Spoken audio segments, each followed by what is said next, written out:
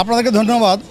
আপনারা জানেন যে বিএনপি এই 5ই আগস্টের পর রাষ্ট্র মেরামতের জন্য এবং জনগণের কল্যাণের জন্য প্রথমে 21 দফা কর্মসূচি এবং পরবর্তীতে সেই দফাকে সংশোধিত করে পুনরায় 31 দফা কর্মসূচি প্রণয়ন করেছে।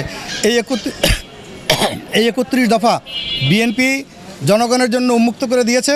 আগামীতে রাষ্ট্র ক্ষমতায় বিএনপি আসলে কী কল্যাণকর কাজ করা হবে জনগণের জন্য সমস্ত কিছু এখানে উল্লেখ করা আছে। আমরা এই দফাগুলোকে জনগণের মাঝে আমরা বেশি বেশি প্রচার করার জন্য এগুলো বিতরণ করছি।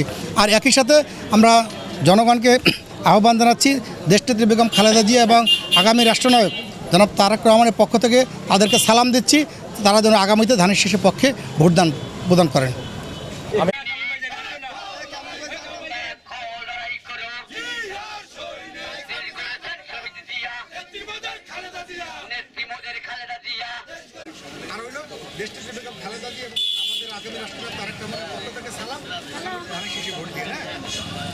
সাংগঠনিক অভিভাবক তারেক রহমানের নির্দেশে আমরা 31 দফা নিয়ে আজকের 10 নম্বর ওয়ার্ড বিএনপি করে সেই লক্ষ্যে আমরা কাজ করছি।